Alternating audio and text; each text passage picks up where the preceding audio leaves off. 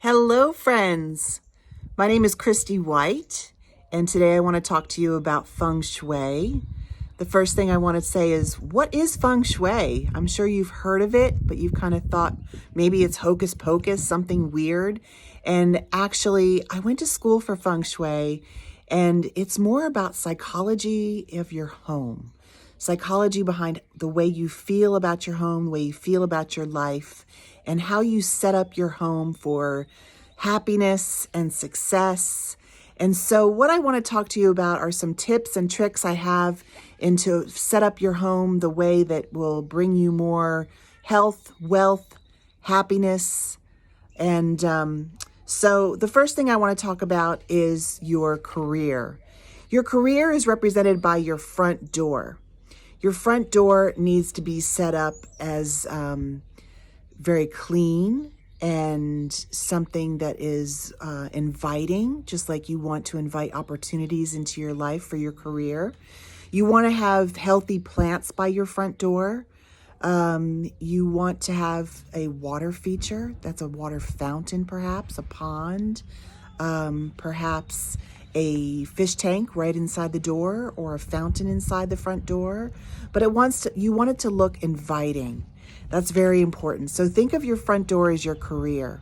Now, I study Black Hat Sect, which is the Americanized version of Feng Shui. It's a little different than Compass School, which is the classic version, goes off a compass, north, east, west, south.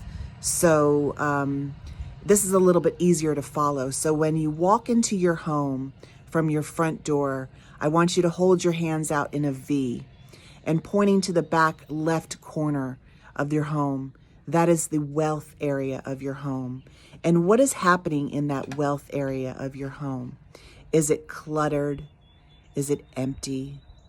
What is going on? That reflects the wealth of your home, of what's going on in your finances.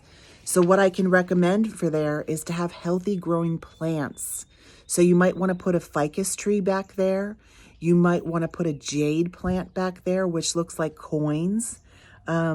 It's a low light area, there's a plant that's called a pothos. It's an ivy growing plant. You can Google it. It's called pothos. And they're very easy to grow in low light. But you want a plant that has rounded leaves, no cactus.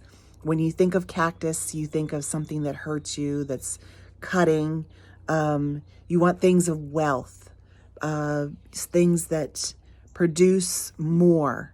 So think of that area as your wealth. Clear out that clutter. Clutter is not a good thing in the wealth area. So now when you're standing at the front door and you have your arms in a V, that back right corner is your relationship area. That is what's reflective of your relationships going on in your life. So what is in that back right corner? Is it a bathroom? Is it your children's room? Is it cluttered? Is it a mess? So you want to actually think of this area as your relationship and what's going on there. So what I can recommend is that you have things set up in pairs, that you have it cleared out of clutter. And I'm going to go over clutter in a minute and what it represents. But you want perhaps candles in pairs. You want photographs of perhaps you and your husband, or a painting of a happy couple, or what you would like to see happen in a happy relationship. If you're a single woman and you're looking to attract a relationship, you don't want to have a picture of a single woman with a cat. I see that a lot when I go into people's homes, is that they have a picture of a single woman with her back turned holding a cat.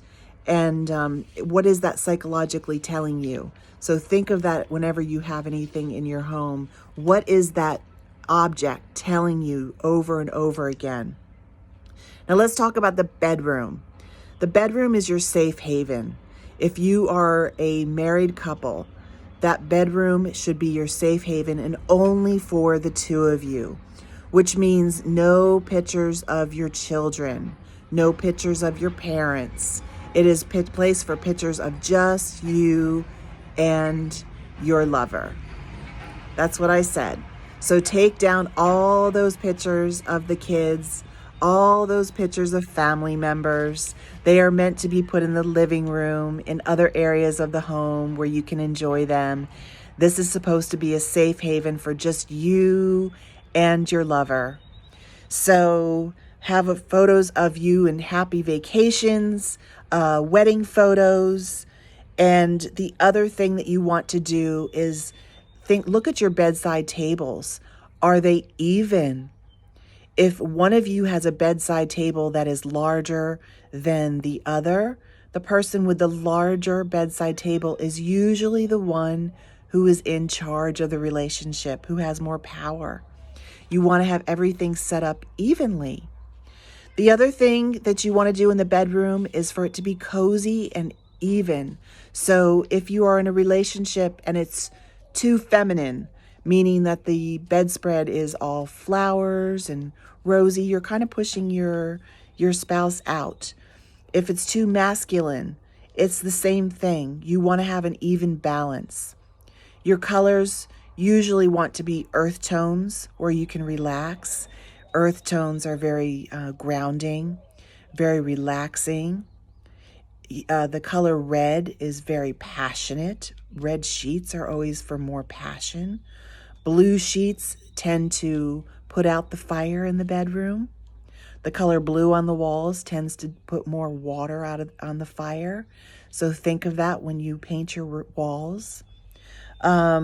Candles in pairs are wonderful. Things in pairs are wonderful. And again, that clutter, you don't want to have clutter. Clutter, I'm going to talk about that now, holds you in the past. If you think about clutter, it's things that you are holding on to that relate to your past. Usually it makes you feel bad. Usually, psychologically speaking, we hold on to things because we don't want to get rid of it. We feel bad. It might have been a gift that someone gave us, and we feel bad because someone gave it to us, and we feel bad. And the truth is, you shouldn't feel bad about getting rid of it. But if you have clutter, you want to get rid of it so you can move on to your future. When you look at your clutter, I want you to do a test, and that is hold it in your hands. And if you love it or need it, you need to hold on to it. But if it's something that gives you a negative feeling, something that you just like, but you don't really love it, then take it to a charity. Take it to the Goodwill. Give it away to somebody in need. It's a great feeling to do that. But when you get rid of clutter, you're opening yourself up to new opportunities. So clutter definitely holds you in the past.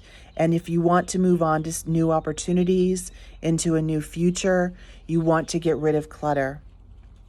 Your kitchen, one thing that I'll touch on is that if you are looking to lose weight, black plates are a wonderful thing to add. Black plates actually decrease the appetite, whereas red increases the appetite. And if you've ever eaten at a Chinese restaurant, you notice that everything is red, and that is because it increases your appetite. And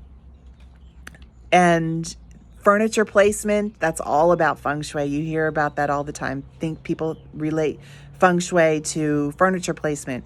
And that's the truth, because when you place your furniture in your home, you don't want to have your back to a doorway. It gives you a feeling of nervousness. Who's sneaking up on me? And it's just, again, goes back to psychology. You want your back to a wall. You want to be able to see everything that's going on around you. It's all about safety and security.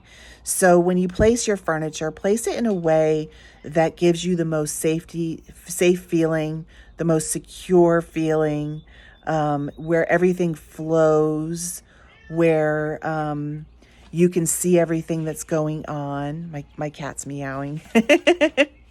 But these are just a few tips that I have on Feng Shui. If you enjoyed this video, please share it. Please subscribe to my channel. I plan on sharing a lot more videos and helpful things. Again, my name is Christy White, and thank you for watching. Have a great day.